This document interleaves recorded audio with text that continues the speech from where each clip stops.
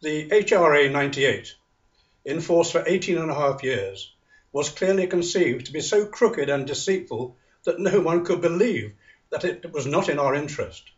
It was a moral and defying challenge from its sheer audacity. Further, the founding fathers of our human rights could not possibly have accommodated the UK's level of dishonesty and corruption, which have ensued from our use, rather abuse, of the legislation. As an EU citizen, I have just been refused application to the European Court of Justice for them to deliberate upon the HRA 98's compatibility with the 1972 treaty. This referral can only be done by the nation state or from the UK courts. That has not happened. It would be like turkeys voting for Christmas. During the referendum campaign, there was much talk by the Brexiteers of bringing laws back to this country. Most of our laws relate to compliance with the single market. Others are homegrown, but there's only one over which the ECJ Brussels has absolute regulation and control. Yes, you're right. It is human rights. But this is our law under our treaty obligations, so more deception. The court's jurisdiction is superior to that even of the Queen. I will cover this and sovereignty in a minute. Meanwhile, what about that elusive Bill of Rights, promoted by David Cameron 7 years ago or more? Well, you can see the problem for this deceitful lot straight away.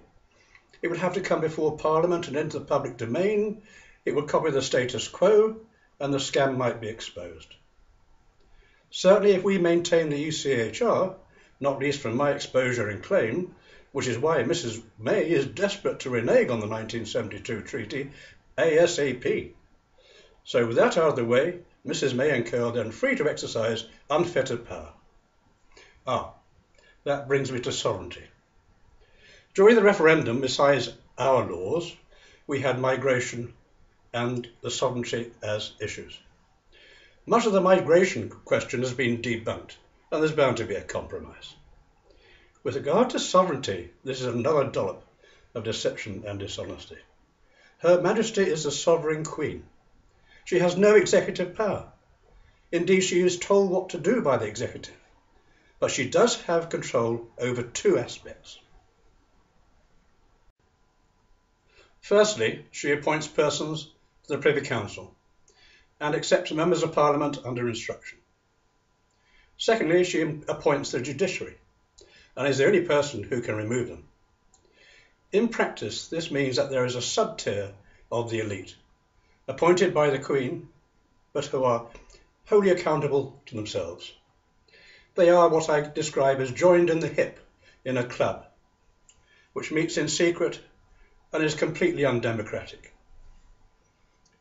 Only this last September, Lord Neuberger admitted that the Privy Council has supremacy over the Supreme Court. The sovereignty which the main Brexit campaigners were talking about was their own. Further, you can now see why the political Remainers could not refute so many of the lies. It is all smoke and mirrors, isn't it? Additionally, you can now understand the connection between the laws and sovereignty. Our constitutional human rights law is still that threat to the powerhouse of the secret inner elite. This must not be confused with what we think to be the ultimate democracy within the Houses of Parliament. On the 2nd of October 2016, our Prime Minister announced that henceforth there will be no privileged few.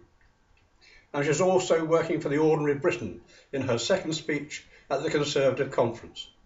She made a point of being against social injustice and unfairness. Anyone interested in justice, fairness, decency, morality, these are just some of our basic British values. Well, what do you think? Moving on, we can see that the judicial system, all of them, are part of that in the club. They are as independent as my left foot. In the HRA 98, they were granted further powers and arrangements to obliterate our free power to get justice. I can assure you that the mutual benefit for this arrangement has not changed for all these years. For the side of the elite, they are still afraid of one word, truth. It is the enemy of deception and dishonesty, and can appear in nasty exposures. I will come back to that in a minute. Meanwhile, let me draw your attention to another revelation. All those gifted powers to the judicial system were made on a subcontract basis, not as an agency where the principal is responsible for the agent. Now we know that subcontractors are independent, and they're only required to do their best endeavours. But then the judiciary are only accountable to the Queen, and technically this means that our courts are administrative only, not proper ones at all. That means that all our decisions within them can be deemed to be potentially unsafe. You will now see how important that word truth, or its elimination, is to both the elite and the judicial system. In my next video, I will move on to that system with more revelations.